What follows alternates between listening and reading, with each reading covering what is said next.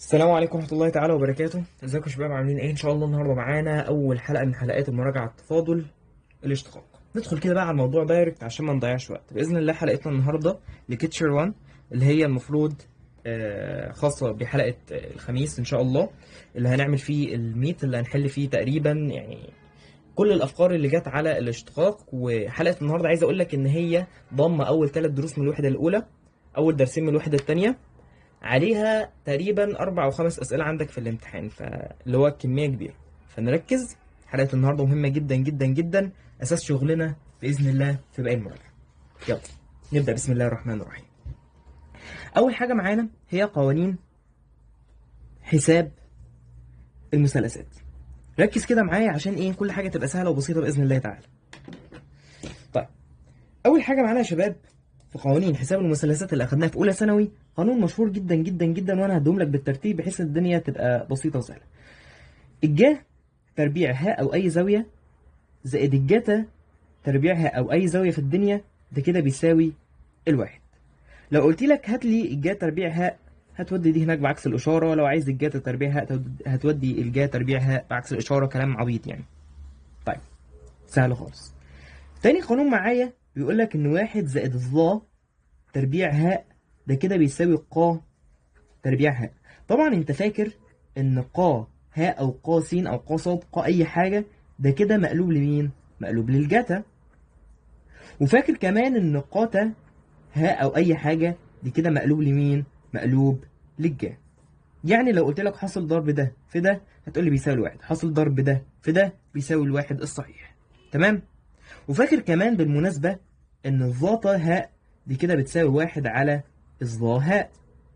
ده عشان لو انت جاي تحسب زاوية او حاجات من دي. طيب، تالت قانون معايا هو شبه القانون ده شوية، بيقول لك ان واحد زائد الزاتا تربيع هاء ده كده بيساوي قاتا تربيع هاء. وكل الكلام ده مفيهوش شرح، الكلام ده مهم جدا يا شباب، لازم يتعرف، لازم يتحفظ، لازم يتحفظ. لو انت لحد الان مش عارفه فلا لازم تعرفه. طيب، دول كده اول يعني عايز اقول لك اول 3 اساسيات معايا. طيب، تعالى كده ندخل على تاني حاجة وهي قوانين، اسمها قوانين نصف الزاوية. قوانين نصف الزاوية دي بتقول لك ايه؟ بتقول لك دلوقتي لو انا مثلا جايب لك تكامل، وبعد كده يا شباب بقول لك على سبيل المثال، او خليها تفاضل الاول. على سبيل المثال انا عايز تفاضل لي الجهة جتا هاء. هتقول لي الاولى في مشتقة الثانية زائد الثانية في مشتقة الاولى. كلام جميل خالص، ولكن عشان ايه؟ ده قال لك ان في حاجة اسمها قوانين نصف الزاوية هتخلص لك الدنيا دي بسرعة جدا. ازاي؟ قال لك ان الكلام ده على بعضه بيساوي نص جا 2 هاء. بجد؟ اه. طيب، ايه هي فكرتها؟ ليه سميناها نصف الزاوية؟ قال لك عشان لو انا عندي هنا 2 هاء هاخد هنا هاء بس، وهنا هاء برضه. تمام؟ قال لك لو انا عندي هنا نصف، لو انا عندي هنا نصف تبقى هنا واحد. تاني كده يا شباب، تاني. دلوقتي انا عندي هنا واحد يبقى هنا نص. طيب، عندي هنا هاء يبقى هنا 2 هاء. ناخد مثال تاني. دلوقتي بقول لك الجاه 4 هاء دي كده بتساوي ايه؟ هتقول لي هنشيل النص ده ونضرب هنا في 2. مش المفروض هنا واحد؟ مش المفروض هنا واحد يا شباب؟ هنا واحد يبقى هنا نص. ايوه. طيب، اسف العكس يا شباب، مش المفروض لو في هنا نص يبقى هنا واحد؟ يعني زي هنا في نص يبقى هنا واحد. طيب، لو هنا في واحد يبقى هنا في ايه؟ في 2. او بمعنى تاني، شيل الاتنين من هنا وحطها هنا يا شباب. جميل. طيب، بعد كده جه 2 هاء، جتا 2 هاء. طيب، ناخد مثال تاني برضو عشان الناس اللي ما فهمتش. لو انا بقول لك هات لي الجا 6 هاء دي كده بتساوي ايه؟ الجا 6 هاء في فكتها دي كده هتساوي 2 اللي هو ضعف الزاويه اللي هنا. بعد كده جا نصف الزاويه اللي عندي هنا اللي هي 3 هاء، جتا 3 هاء. موضوع بسيط خالص، الاتنين من هنا وتحطها هناك نص، مفيش اي مشكله في الموضوع دوت. طيب، جميل خالص. يعني انا كده اخدت فكة الجا 2 هاء. تعالى بقى ناخد فكة الجتا 2 هاء. قالك في القانون العام بتاع الجتا 2 هاء ده كده بتساوي الجتا تربيع هاء ناقص الجا تربيع هاء. قال لا، انا خدت حاجة شبه كده ولكن كانت موجب، فنفرق ما بينهم. لو هنا زائد يبقى بيساوي الواحد، طيب لو هنا ناقص يبقى بتساوي جتا 2 هاء. قال لك ان انا ممكن اكتبه بصيغة تانية. ايه هي الصيغه التانيه؟ هو انت مش فاكر يا شباب؟ تعالى كده على جنب. لو انا عايز اجيب ده في طرف لوحده اجيبه ازاي؟ الجا 2 هاء او الجاتا 2 هاء. والكلام ده ينفعك جدا في التكامل. يعني لو انا بقول لك هات لي مثلا تكامل الجا 2 هاء، هتجيبها ازاي؟ ما تنفعش، لازم المشتقه بتاعتها تكون جنبها عشان تزود على الاس واحد وتقسم على الاس الجديد، او تكملها عادي. طيب الكلام ده ما لقيتوش عندي، يبقى ساعتها لازم استخدم القوانين بتاعه نصف الزاويه، اللي هي بتقول لك ايه؟ بتقول لك ان الجا تربيع هاء دي كده بتساوي نص، بعد كده افتح قوس، واحد زائد واحد ناقص الجاتا 2 هاء. وقال لك هنا دي كده هتساوي نص، بعد كده واحد زائد، طالما في هنا جتا، طالما هنا جتا جتا يبقى هنا موجب. طب لو هنا جا يبقى هنا سالب. افتكرها دول عكس بعض، انما اللي هنا دول هيبقوا شبه بعض. تمام؟ يبقى واحد زائد ايه؟ زائد جتا 2 هاء. ده على فكرة هو نفس القانون ده. ده هو نفس القانون ده. ازاي؟ دلوقتي لو انا بقول لك هات لي الجاتا تربيع هاء ناقص الجاتا تربيع هاء، ده ناقص ده، اضرب هنا كده في سالب، هتلاقي السالب نص روح مع السالب نص، وهنا هتلاقي بقى عندك نص زائد نص، نص زائد نص بواحد. واصله يا شباب؟ فده هو بالظبط ده. في مدرسين يكتبوها بطريقه تانية. ازاي؟ يجي يقول لك ان الجاتا تربيع هاء دي كده بتساوي نص ناقص نص جاتا 2 هاء، هي. طيب الجاتا 2 جاتا تربيع هاء دي كده بتساوي نص زائد نص جاتا 2 هاء. عشان بس الناس لما بتشوف الحاجات دي بتتخض، انا وزعت النص بس مش اكتر يعني. فاهم؟ الموضوع بسيط خالص. كلامه عشان ايه ما كانش واضح من الكاميرا. ده كده اول جزء اخدناه، جزء مهم جدا جدا جدا. الحاجه بقى اللي هاخدها كمان بالمناسبه، احنا كده اخدنا الجا 2 هاء، الجاتا 2 هاء، هناخد الظا 2 هاء، وكده يبقى احنا خلصنا جزء كبير جدا. لسه لنا بس جزئيه صغنونه جدا في حساب المسلسلات، وكده يبقى شطبناه يعني. الظا 2 هاء دي يا شباب بتساوي 2 ظا هاء على 1 ناقص الظا تربيع هاء. تحفظها كده بشكلها، بحيث لو شفت الشكل الكبير ده في الاشتقاق هشيله واحط مكانه ده، شفت الشكل الكبير ده في التكامل هشيله واحط مكانه ده. واصله يا شباب؟ تمام. وركز قوي ان ده سالب، يعني مفيش حد يجي يقول لي الواحد ناقص الظا تربيع هاء ده كده بيساوي القا تربيع هاء، لا غلط. ليه؟ لان احنا لسه قايلين فوق من شويه ان الواحد زائد الظا تربيع هاء ده كده بيساوي قا تربيع هاء. ركز في الاشارات، ركز يا شباب. هنا زائد هنا زائد، انما اللي تحت دي كانت سالب. عموما من الحل الكتير يعني هتلاقي الحاجات دي اتحفظت، عشان لو ايه، لو الناس بتخاف من قوانين حساب المثلثات ومش عارفه تحفظها يعني. طيب. اخر حاجه معانا قانونين يعني يشبهوا الكلام اللي احنا لسه قايلينه. انا بقول لك من شويه الجا 2 هاء، الجا 2 هاء دي معناها ايه؟ معناها ان انا عندي جهاء وجهاء، فقلت ان هما جا 2 هاء. طيب افرض ان انا معايا جهاء وجا س، او معايا جا الف وجا باء. ماشي؟ معايا جا الف زائد جا باء. جميل؟ طيب جميل. فهنعملها ازاي؟ قال لك خلاص يبقى الجا الف زائد او ناقص الباء ده كده هيساوي، هو مش الجا فوق كانت عباره عن جا جتا؟ خلاص يبقى هنا برضو جا جتا، يبقى جا الف جتا باء، جا الف جتا باء. قال لك الموجب والسالب هيفضلوا زي ما هم، طالما دي كانت زائد. يعني لو انا مثلا بقول لك جا الف زائد الباء، يبقى هي عباره عن جا الف جتا باء زائد الجتا الف جا باء. بمعنى، هقول لك يا معلم، انا اخدت هنا جا الف ثم اخدت الجتا باء، وبعد كده قمت عاكس، قمت واخد الجتا الف ثم الجا باء. واصله لك؟ او بمعنى تاني، انا دلوقتي يا شباب وزعت الجا على الالف واخدتها هنا، ثم وزعت الجا على الباء واخدتها هنا، وبعد كده حطيت الجتا عشان انا عارف ان الجا 2 هاء فوق كانت عباره عن جا جتا، والاشاره بتفضل زي ما هي. طيب لو انا عندي بقى يا شباب جتا الف موجب او سالب الباء، دي كده هتساوي، قال لك الجتا احنا لسه واخدينها في قانونها فوق، تعالى كده نرجع لها. فين الجتا 2 هاء؟ اهي كانت عباره عن ايه؟ عباره عن جتا جتا، ما هي الجتا تربيع هي عباره عن جتا جتا. تمام؟ ناقص، يعني لو هنا كانت اشارتها موجب تبقى هنا ناقص، يعني الجتا بتغير الاشاره، والجتا عباره عن جتا جتا جا جا، جتا جتا جا جا. يبقى عرفنا جت منين؟ يبقى اذا الجتا الف موجب او سالب الباء دي كده عباره عن جتا بعد كده سالب او موجب. ازاي؟ لو انا كنت بقول لك جتا الف زائد الباء تبقى هنا سالب، بمعنى لو هنا اشاره موجب تبقى هنا اشاره سالب، والجتا جتا جتا، الجا جا جتا. واصله دي يا شباب؟ الجا مش بتغير الاشاره، الجتا بتغير الاشاره. هنا هتبقى ايه؟ جتا الف جتا باء زائد الجا الف جا باء. واصله يا شباب؟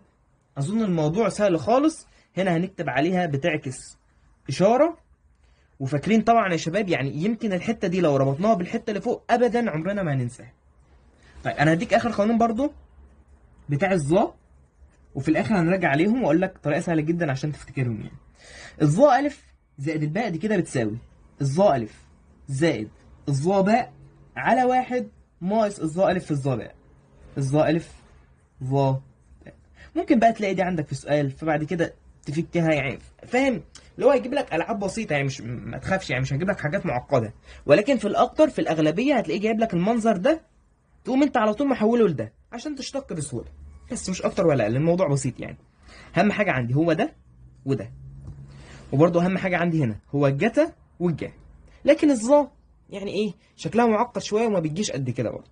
تمام؟ مش محتاج اقول لك ان اول 3 قوانين مهمين جدا جدا جدا يعني. انا عايز بس نراجع على السريع كده يا شباب. اول حاجه معايا يا شباب، اول قانون معايا خالص، الجا تربيع اي زاويه زائد الجتا تربيع اي زاويه بواحد. واحد زائد الظا على طول هتديني القا تربيع. تمام؟ قا تربيع اي زاويه. طيب واحد زائد الظا تربيع هيدينا قا تربيع. بعد كده رحنا نشوف الفكه بتاعه الجا تربيع هاء كانت ايه يا شباب. قلت لك ان الجا تربيع هاء دي كده بتساوي 2 جا هاء جتا هاء. ليه حطيت 2 هنا؟ واحد يبقى هناك 2. طيب يا شباب اهي انا بخبي ايدي بس عشان نتذكر مع بعض يعني. الاتنين اهي. تمام؟ بعد كده نصف الزاويه هنا كانت 2 هاء يبقى هنا هاء.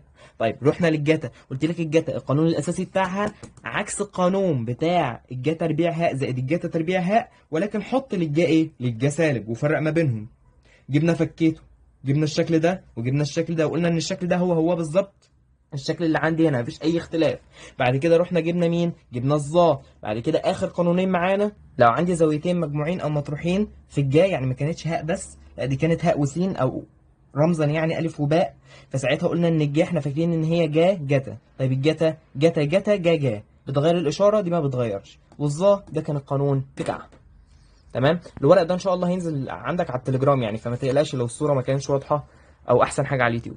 عايزك تتذكر دايما دي المراجعه النهائيه، مش هنرجع للكلام ده ليله الامتحان باذن الله تعالى. فنركز نركز نركز، والحلقه دي هتفضل معاك لحد ليله الامتحان يعني، ما تقلقش. طيب هنشرح دلوقتي يعني ايه كلمه اشتقاق. ايه معنى الاشتقاق؟ يمكن انت شايف الكلام ده مش مهم، ولكن اسمعني يمكن تستفاد حاجه. طيب الاشتقاق كان في اساسه في الاول خالص كان بيقول لك ان لو انا عندي داله، الداله دي كان اسمها التاء هاء. تمام؟ الهاء داله في التاء يعني، ده كده بيساوي الدال س واحد زائد الهاء ناقص الداله الاصليه اللي هي الدال س واحد. كلام معقد قوي قوي، وانا عن نفسي يعني مش فاهم حاجه. ايه الكلام دوت؟ تعالى كده بقى نوضح ايه هو الكلام ده يا شباب. دلوقتي انا فاكر يعني هبسط لك الموضوع خالص ونربطه شويه بالديناميكا. انا عارف ان عين النهائيه دي كده بتساوي عين الابتدائيه زائد الدال عين على الدال نون في النون، صح كده؟ دال عين على الدال نون اللي هي الجيم يعني. طيب لو انا بقول لك يا شباب هات لي معدل التغير اللي هو الدال عين على الدال نون، هو ده مش معناه ان العين داله في النون؟ ان السرعه داله في الزمن؟ السرعه داله في الزمن؟ السرعه داله في الزمن ده اللي هو الدال عين على الدال نون. ده كده بيساوي ايه؟ بيساوي عين النهائيه ناقص عين الابتدائيه على النون. طيب نفس الكلام انا هنعمله هنا بالظبط. التاء هاء، التاء هاء دي معناها ان انا عندي التاء داله في الهاء زي ما العين داله في النون، فبالتالي تعالى كده نكتب الته دي كده هتساوي الته هنغيرها بس ونخليها حاجه تانية. ايه هي؟ هنخليها داله متوسط التغير، هنرمز لها بالرمز ألف. ده كده هيساوي، قال لك ده هيساوي ايه؟ هو السرعه النهائيه هنا هي عباره عن ايه؟ هي عباره عن السرعه الابتدائيه زائد السرعه المتوسطه اللي انا اخدتها، او هي عباره عن السرعه الابتدائيه زائد السرعه بتاعتي في ايه؟ في المسار اللي انا اخدته. هنا نفس الحوار بالظبط. هو هنا دي الحاله الابتدائيه يا شباب، دي الحاله الابتدائيه. لو انا ما كنتش اتحركت ساعتها دي كانت هتبقى بصفر، فساعتها الته هيها الدال ه. واصله لك المعلومه دي؟ فدي عباره عن الابتدائيه زائد اله. يعني انا كنت هنا س واحد، اصبحت هنا س اتنين، مشيت مسار اسمه هاء. تمام؟ بس كده هو ده الموضوع. يعني دي كده على بعضها الدال س واحد زائد اله، الدال س واحد زائد اله هيها الدال س اتنين اللي هيها العين فوق. واصله لك ده يا شباب؟ يبقى اذا الدال س واحد زائد اله ناقص الدال س واحد على مين بقى؟ تفتكر هنقسم هنا على مين؟ على اله. تمام؟ اللي هو الحاجه اللي انا كنت بتغير بالنسبه لها، اللي هو الزمن يعني. تمام؟ اللي انا قسمت فعلا عليه هنا. النون اللي هنا هي النون اللي هنا. فعلا اله اللي هنا هيها اله اللي هنا اللي انا بتغير بالنسبه لها. وهنا السرعه بتتغير مع الزمن، السرعه كانت داله في الزمن. تمام؟ فهو ده فكره الاشتقاق، او هو ده اصل الاشتقاق يعني. الكلام اللي انت شايفه المجعلص ده كده بيساوي الدال شرطه س، او ده معنى المشتقه الاولى اللي هو معدل التغير. ولكن مش كده بس يعني. قال لك علشان نجيب معدل التغير بالظبط لازم ندخلها في حاجه اسمها نهى. ايه النهى دي؟ اللي هي الليميتس، اللي هي النهايات يعني. مش عايز ادخلك في حوارات كتير، ولكن من الاخر يعني انت لازم تقول ان النهى دي اله لما هتقترب من الصفر. معناها ايه ان اله هتقترب من الصفر؟ تعالى كده نشوف اله دي لو عوضنا مكانها بصفر. لو عوضنا مكانها بصفر هتديني الداله الاصليه، بمعنى ان انا هيطلع معايا معدل التغير بيساوي صفر. يعني ايه؟ يعني دلوقتي لو انا عندي النون ده صفر، النون ده صفر معناه ان الجسم ما اتحركش اصلا، فبالتالي معدل التغير بتاع الجسم بيساوي صفر. طيب تخيل ان النون بقت بواحد، يبقى في معدل تغير معين. النون بقت باتنين، في معدل تغير اخر. معدل التغير ده عشان نحسبه لازم الهاء تقترب من الصفر او تؤول الى الصفر. تمام؟ الدال س واحد زائد اله ناقص الدال س واحد. اعرف شكلها بس مش اكتر يعني، انت ما عرفش اللي هو التفاصيل بالظبط يعني. ان الكلام ده على بعضه ده كده بيساوي الدال شرطه ايه؟ الدال شرطه س اللي هي المشتقه الاولى. طيب المشتقه الاولى دي عندي اسمها دال شرطه س. المشتقه الاولى دي عندي ممكن اقول عليها دال صاد على الدال س. المشتقه الاولى عندي ممكن اقول عليها صاد واحد عشان لو شفت الاشكال دي ما تخضش. المشتقه الاولى عندي ممكن اقول عليها صاد شرطه، وصاد شرطه دي معناها ده صاد على الدال س، او معدل التغير بالنسبه للسين، اللي هي بعد كده لما تكبر يعني وتدخل هندسه، او لما تدخل اي حاجه في ليها علاقه بالهندسه، هتفهم ان في حاجه اسمها عندك صاد دوت وفي حاجه اسمها صاد شرطه. الصاد شرطه دي معدل التغير بالنسبه للازاحه، انما الصاد دوت دي معناها معدل التغير بالنسبه للزمن. مش عليك الموضوع ده يعني. طيب ممكن اقول لك برضو ان المشتقه الاولى هيها الميل، اللي هو الظا هاء، او الظا الزاويه يعني، اللي هي ظا سيتا ظا هاء زي ظا زي ما يكون يعني. طبعا الكلام اللي فوق ده لو حد منكم عامل له سكيب مفيش عندي اي مشكله خالص، ولا هيأثر معانا خالص. تمام؟ المهم اللي جاي اهم قواعد الاشتقاق. طيب ايه هي اهم قواعد الاشتقاق عندي؟ اول قاعده عندي ان الدال على الدال س، طبعا الدال على الدال س هي المشتقه الاولى يعني. ليه؟ الالف دال س دي كده بتساوي. طيب دلوقتي شباب، دلوقتي انا بقول لك اشتق الكلام ده. اشتق الكلام ده، انا عندي ثابت ومضروب هنا في داله. هتقول لي الثابت ده يخرج بره، بعد كده الدال شرطه س. انا جايبها لك بالشكل ده عشان الشكل ده بتستصعبه في الكتاب، ولكن هو مش صعب خالص. ده انا كاني بقول لك ايه؟ كاني بقول لك انا عندي يا باشا الف صاد اشتقها، خلاص الالف هيطلع بره صاد شرطه. يعني كلام هبل خالص يعني. بس لازم الالف دي بتنتمي لايه؟ بتنتمي لحاء، اللي هي اعداد الحقيقيه، ما ينفعش تبقى حاجه تانية. طيب اتنين، لو انا عندي الدال على الدال س، طبعا اي عدد ثابت مشتقته بصفر، مش محتاج ان انا اقول لك الكلام ده يعني، اكيد انت عارفه. لو انا مثلا جايب لك دال على الدال س ظا مثلا ايه؟ باي على الاربعه، هات مشتقتها كده بصفر. ازاي؟ ده دي ظا. ولكن ده انا عارف ان هو عدد. الظا باي على الاربعه دي بكام؟ بواحد، فده كده عدد. لو جبت لك بقى ظا مش عارف ايه باي على المليون، برضه بصفر. ليه؟ لان ده عدد. في الاول في الاخر ده عدد. انت جايبها لي داله عشان تلخبطني، جايب لي الدوال المثلثيه عشان تلخبطني، ولكن انا ما بتلخبطش، انا عارف ان ده عدد. طيب تالت حاجه عندي، يمكن دي مش حاجه اساسيه يعني، المفروض انك تكون عارفها يعني. الدال على الدال س، لو انا عندي دالتين مجموعين يعني، مثلا بقول لك دال س وهنا موجب او سالب اله اس س، اله س معلش. تمام؟ طيب دي لو انا بشتقها فانا هشتقها عادي زي التكامل بالظبط. التكامل بيتوزع على الجمع والطرح، هنا برضو التفاضل بيتوزع على الجمع والطرح. فبالتالي اقول لك ان دي عباره عن الدال شرطه س موجب او سالب اله شرطه س. طيب رقم 4، لو انا بقول لك الدال على الدال س، عندي الدال س هتتضرب يا شباب في مين بقى؟ في اله س. حاصل ضرب دالتين يبقى الاولى في مشتقة الثانية زائد الثانية في مشتقة الاولى. تمام؟ مش محتاج طبعا ان انا اكتبها بالعربي، انت اكيد فاهم اهو. الاولى في اشتقاق الثانية زائد الثانية في اشتقاق الاولى. تمام؟ اهي برضو عشان لو ايه، لو الناس اللي ما بتفهمش الا بالكتاب. طيب رقم 5. طبعا طالما انا جبت لك هنا يا شباب حاصل ضرب دالتين، ممكن اجيب لك حاجه تانية، حاصل ضرب 3 دوال. لو انا بجيب لك حاصل ضرب 3 دوال ناخدها بالمره، يعني للعلم بالشيء مش اكتر. ممكن تجي لي في الامتحان، ايه المشكله يعني؟ في ناس ما بتشرحهاش، مدرسين يعني ما بيشرحهاش، ولكن خدها. دي تتعمل ازاي؟ قال لك خلاص انا هاخد الداله الاولى اشتقها، يعني مشتقه الداله الاولى اشتقاق الداله الاولى. ركز كده معايا، في الدالتين التانيين بدون اي اشتقاق. يعني عارف انا هعتبر ان دي داله واحده، هعتبر ان دي دال س ودي مثلا على بعضها ه س، فبالتالي هقول لك مشتقه الاولى في الثانيه. تمام؟ انا هعتبر ان دي على بعضها حاجه واحده، ق س. تمام؟ مشتقه الاولى في الثانيه والثالثه، يعني اللي انا اعتبرهم حاجه واحده. تمام؟ زائد هات مشتقه الثانيه واعتبر دي حاجه واحده، اقوم قايل لك هنا ايه؟ دال س ق س. طيب جميل خالص. زائد هات مشتقة الثالثة. تمام؟ اللي هي مين؟ اللي هي ق شرطة س. تمام؟ هنضربها في مين؟ هنضربها في الدال س ه س. واضحة يا شباب؟ يبقى هنشتق الأولى ونعتبر دي دالة واحدة ناخدها مع نضربها فيها يعني، بعد كده نشتق الثانية نقوم نضربها في الدالتين الباقيين، نشتق الثالثة نضربها في الدالتين التانيين، وطبعا دول كلهم مجموعين. واضحة يا شباب كده؟ طيب آخر واحدة معانا كانت 5، يبقى دي 6.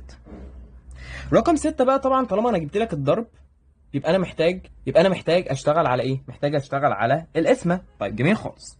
الدال على الدال س. لو انا جايب لك هنا مثلا دال س مقسومه على القاف س، الدال س بسط والقاف س مقام، دي نشتقها ازاي؟ اول حاجه قال لك هتاخد المقام تربيع، المقام تربيع. تمام؟ بعد كده المقام في مشتقة البسط، ما ينفعش البسط في مشتقة المقام، لا المقام في مشتقة البسط، ما ينفعش تعكس عشان الإشارة. ناقص، هنا ناقص مش زائد، ناقص البسط في مشتقة المقام. يبقى نكتبها هنا بالعربي عشان دي مهمة جدا.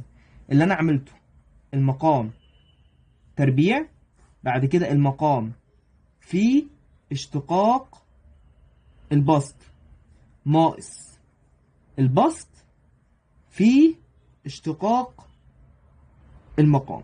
واضحة يا شباب كده؟ اهو المقام في اشتقاق البسط ناقص البسط في اشتقاق المقام على المقام تربيع. تمام؟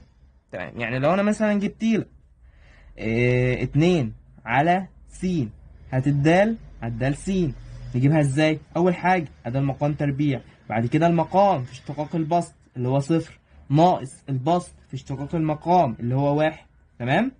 بس كده اللي هيطلع سالب 2 على السين تربيع. ده بس ايه مثال كده عشان ايه الناس اللي ما بتفهمش في الحاجات اللي هي البحتة شوية.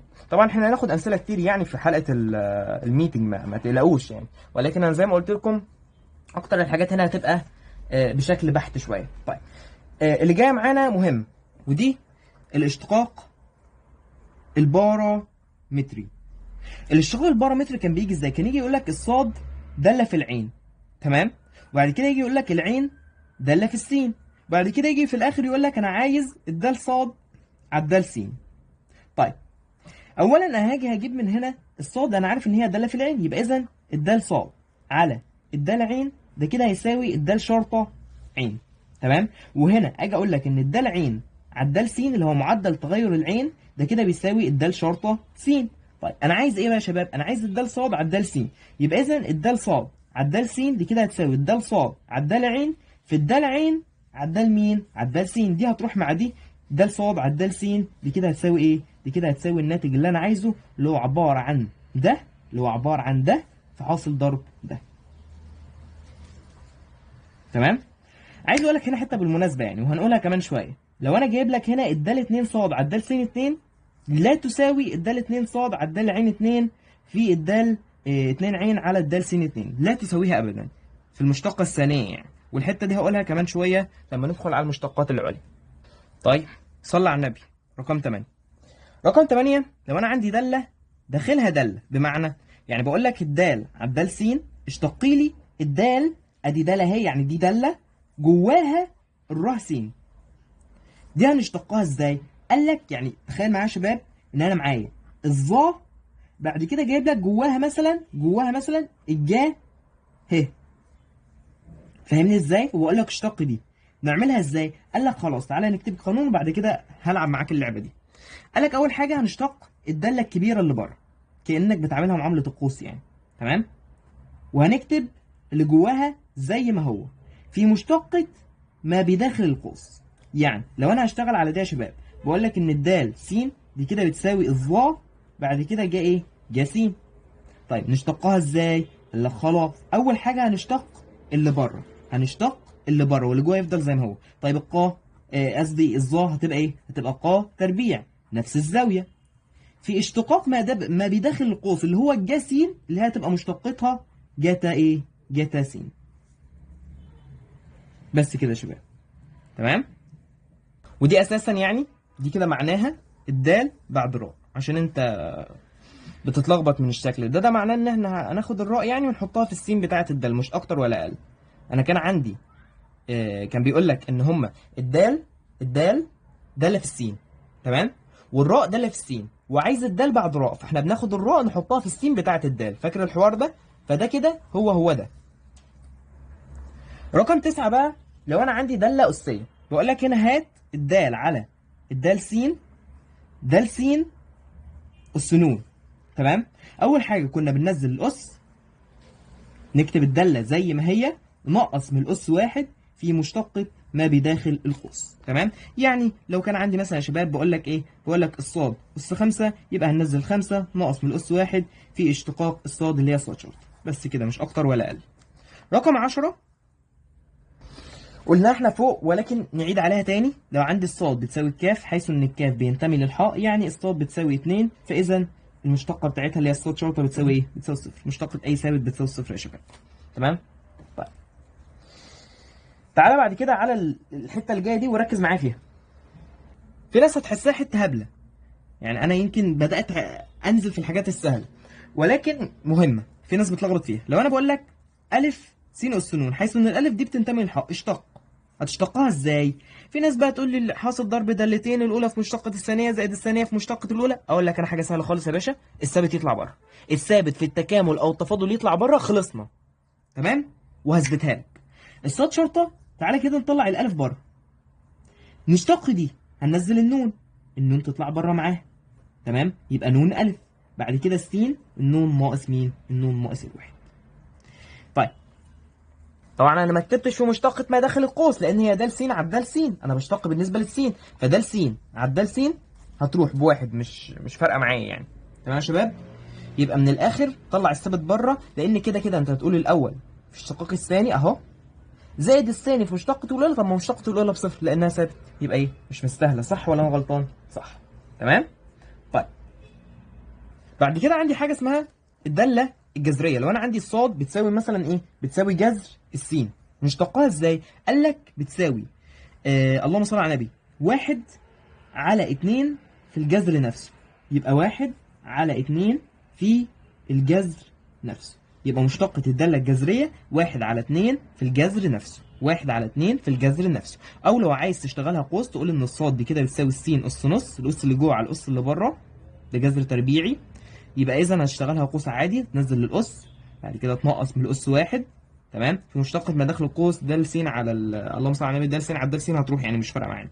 أدي النص أهو بتاعك، وس أس سالب نص دي كده هتنزل ايه؟ هتنزل في المقام، السالب ده ينزل في المقام، بعد كده س أس نص هي جذر س، فدي كده يا شباب هي دي بالظبط يعني، ما تقلقش، تمام؟ طيب طبعا الشاطره في الرياضه عارفه الكلام ده، مش محتاج ان انا ايه اخده بالتفصيل. طبعا برضو لو انا عندي الجذر التكعيبي ومثلا هنا س تربيع، يبقى دي معناها س اس كام؟ الاس اللي جوه على الاس اللي بره، اس 2 على 3.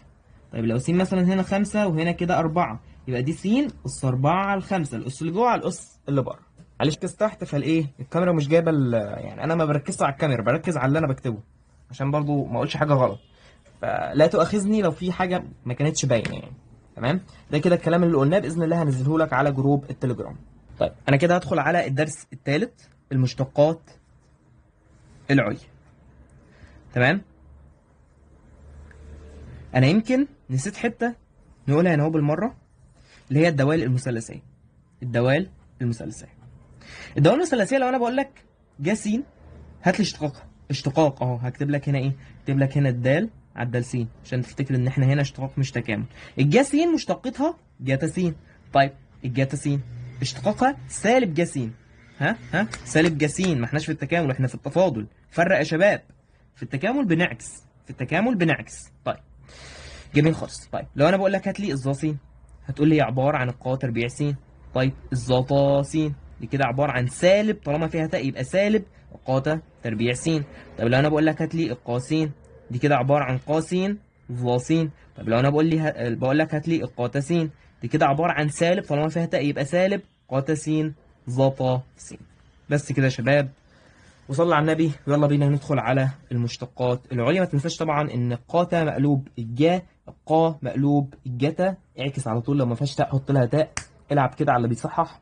الظاطا س مقلوبها ظا، ويلا بينا. انا كنت بقول لك من شويه ممكن يبقى عندي الصاد شرط اللي هي د س شرط. طب افرض انا عندي صاد شرطتين، صاد 3 شرط، صاد 4 شرط، دي معناها ايه؟ دي معناها المشتقه الثانيه او الثالثه بالنسبه للسين. افتكر دايما ان كلمه شرطه دي معناها بالنسبه للسين. تمام، حته نود مش عليك، ولكن انا بديك حاجه للعلم بالشيء مش اكتر. دي هي لو انا قلت لك د 2 صاد على الد س 2. تمام، دي هي بالظبط، دي هي لو انا بقول لك صاد 2 مثلا. تمام، ولكن ده ما بيجيش كتير يعني ما تقلقش. هي لو انا بقول لك الدال على الدال س، دال صاد على الدال س، عارف دي ايه؟ ده كده كان الميل. لو انا بقول لك اشتق الميل يعني المشتقه الثانيه. فاهم الحته دي يا شباب؟ واضحه لك؟ الدال صاد على الدال س ده كده بيساوي الميل، لسه قايلينها من شويه، اللي هو المشتقه الاولى هي الميل. لو انا بقول لك اشتق الميل يبقى على طول المشتقه الثانيه. الحته دي هناخدها ان شاء الله في درس الميل اللي هو الدرس الجاي. طيب المشتقة الثانية طبعا كنا بستخدمها لحساب التحدب والانقلاب، لو انت فاكر الكلام ده. المشتقة الأولى القيمة العظمى والصغرى، وإن شاء الله هناخدها في الوحدة الثالثة. قانون عام بقى للحوار ده: الصاد والسنون، الصاد السنون أس 2 أس 3 أس 4 أس 5. نون دي معناها إيه يا شباب؟ نون دي المقصود بيها المشتقة الأولى أو الثانية أو الثالثة أو الرابعة. واثنين او ثلاثة او اربعة دي المقصود بيها، يعني هنا دي مش تربيع، لا دي المقصود بيها المشتقة، وانا بقصد بيها المشتقة الاولى او الثانية او الثالثة. دي كده بتساوي الدال نون صاد على الدال س نون، اللي هي اياها دال نون س. تمام، بس كده على حسب بقى انت عايز المشتقة كام. طيب جميل خالص. تعالى بقى يا شباب، هات لي الدال على الدال س، دال صاد على الدال س. مش دي هي بالظبط اللي انا قلت لك دال 2 صاد على الدال س 2؟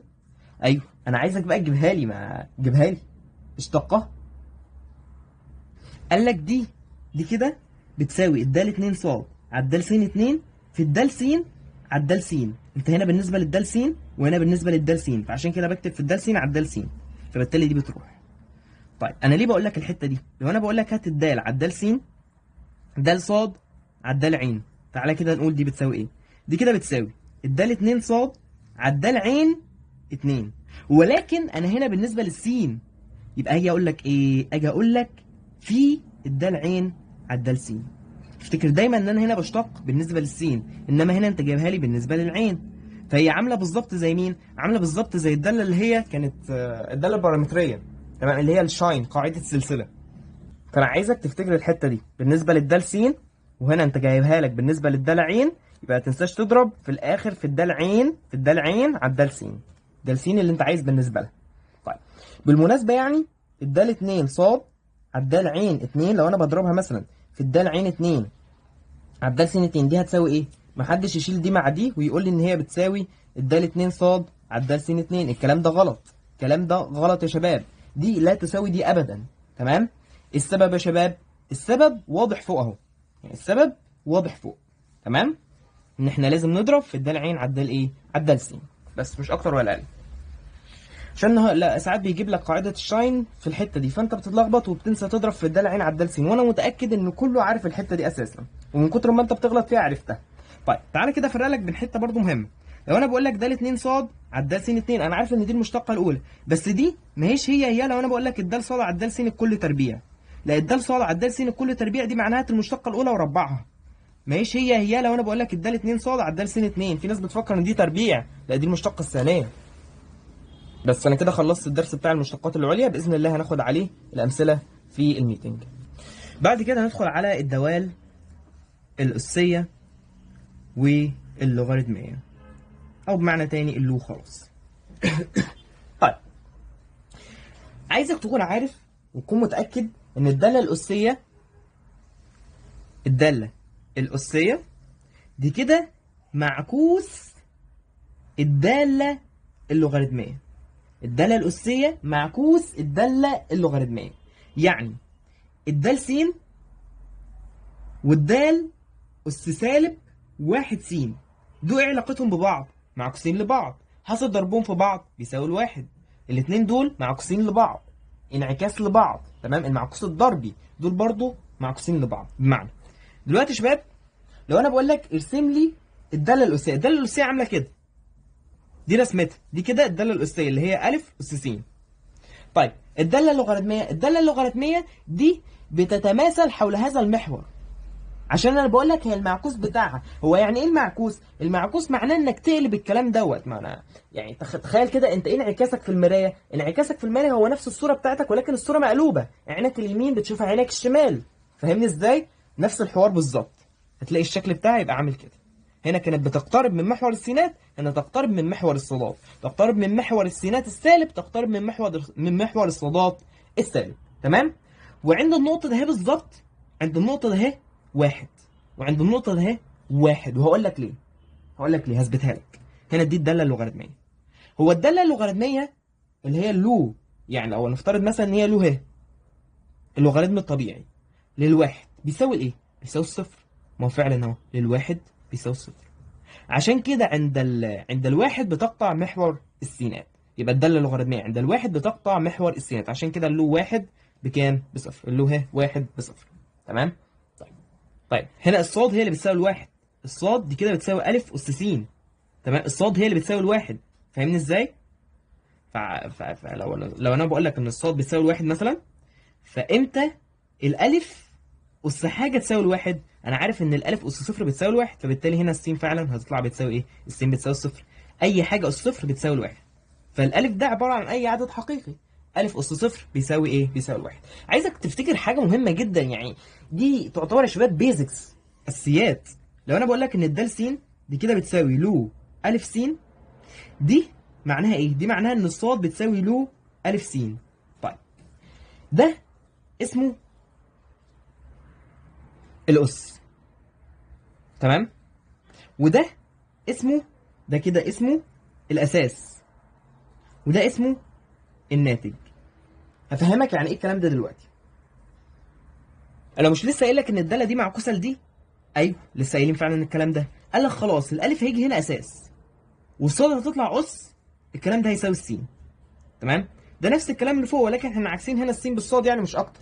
فبالتالي افتكر دايما ان الداله اللوغاريتميه دي فكتها، الالف اس صاد دي كده بتساوي السين، دي كده هيها بالظبط. دي يا شباب احنا فاكرين ان ده عباره عن مين؟ الاس، وده عباره عن الاساس، والسين دي عباره عن الناتج. اللي قدام اللوغاريتم عباره عن الناتج، الالف اللي تحت ده عباره عن الاساس، الصاد دي عباره عن الاس. الكلام ده اساسيات المفروض انك عارفها من السنين اللي فاتت.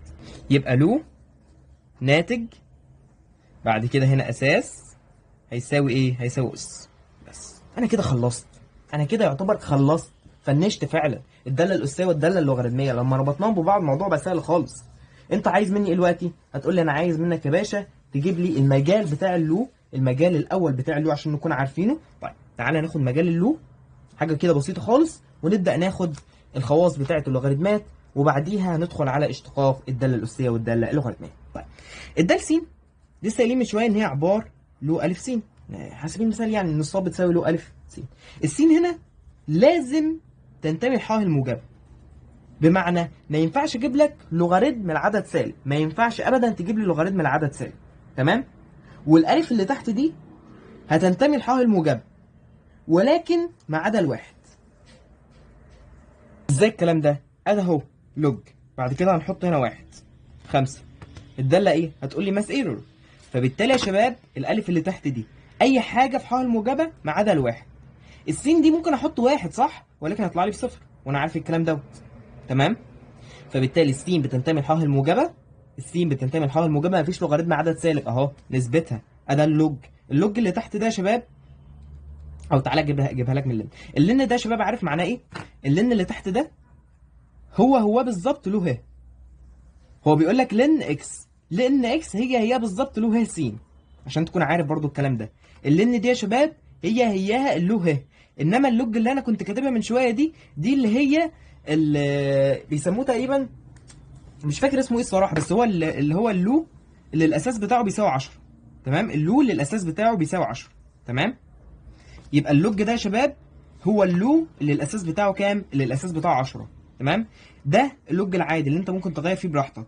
اللن بقى هو عباره عن اللو ه، اللي هو اللوغاريتم الطبيعي. اللوغاريتم الطبيعي. تمام؟ يبقى اللو ه س هو اللوغاريتم الطبيعي اللي هو اللن اكس، لن اكس. تمام؟ انما اللو 10 س دي اللي هي عباره عن مين؟ اللي هي عباره عن اللوج. طيب صلى الله يشفع فيك ونجي صلى على النبي عليه افضل الصلاه واتم التسليم.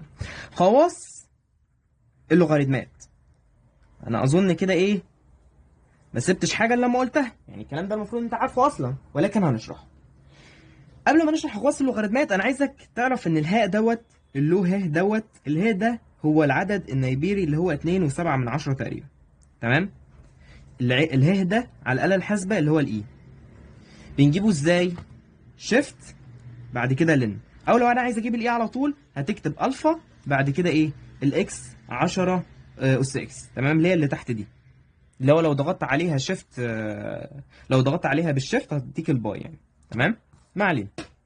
الاي بتساوي 2.7 اللي هي الهاء.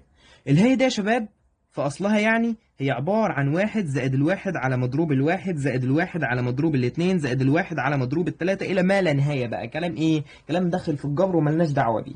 من الاخر كده الهاء دي هي عبارة عن السيجما من النون بتساوي الصفر، لان انا عارف ان مضروب الصفر بالواحد، مضروب الصفر بواحد. تمام؟ واحد على مضروب النون. اعرفها كشكل، اعرفها كشكل، انا ممكن ما اشرحهاش ولكن اعرفها كشكل. تمام يا شباب؟ بس كده. اول حاجه في خواص اللوغاريتمات يا شباب، انا لو عندي مثلا لو الف الف ده كده بيساوي الواحد، لو ه ه على سبيل المثال يعني ده كده بيساوي الواحد. طيب تاني حاجه، يعني لو اللي هنا الاساس زي الناتج، الاساس زي الناتج، يبقى على طول الناتج بتاعي بايه؟ الناتج بتاعي بواحد. تمام؟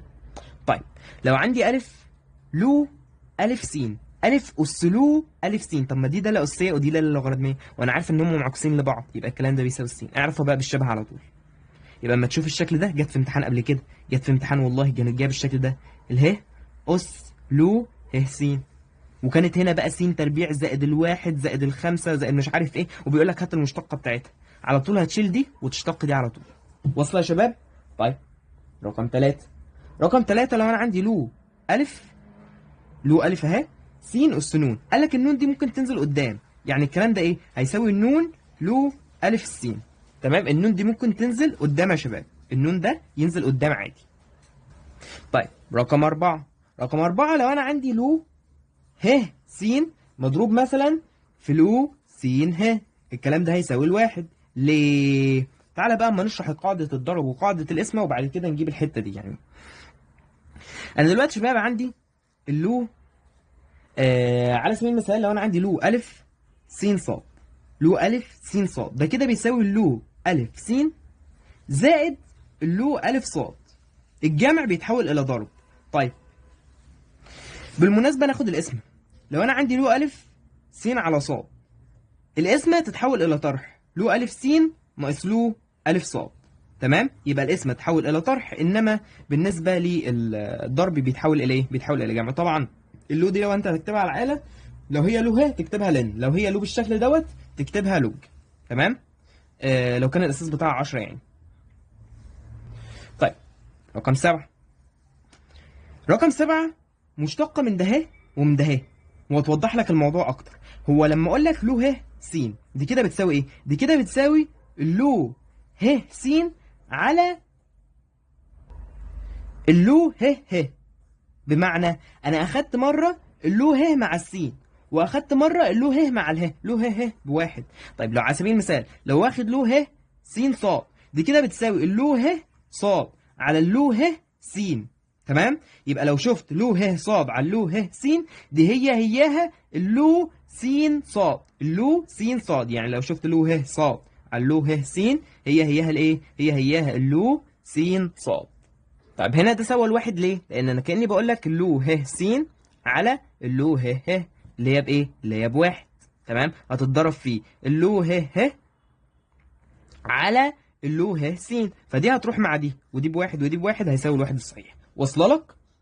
طيب ندخل على رقم 8 وصلى على النبي.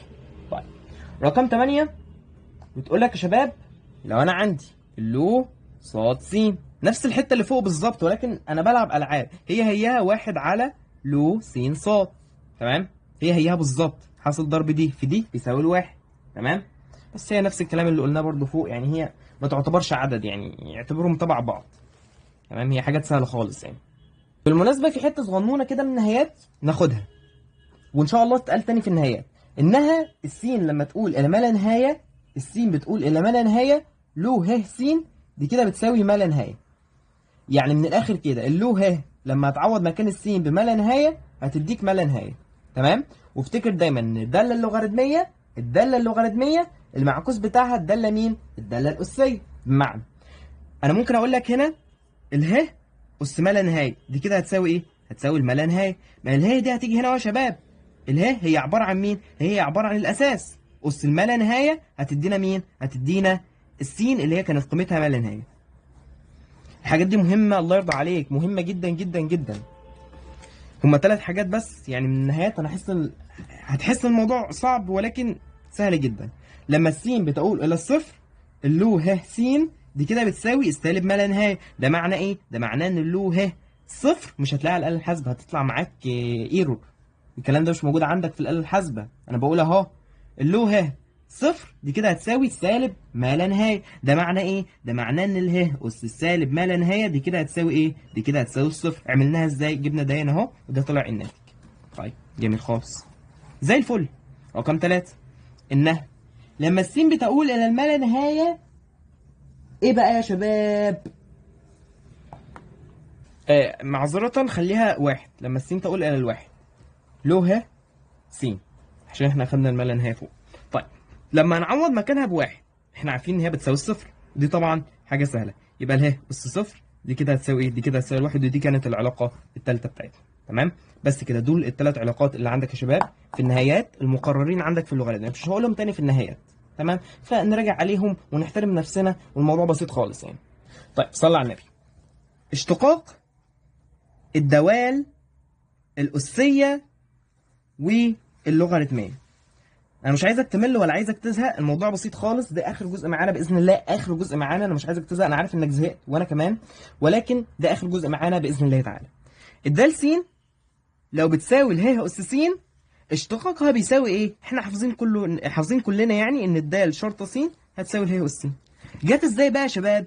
بتساوي نفسها في مشتقة اسها في اللوغاريتم الطبيعي لاساسها. ما هو ده كده الاساس بتاعها، مش احنا قايلين ان ده الاساس؟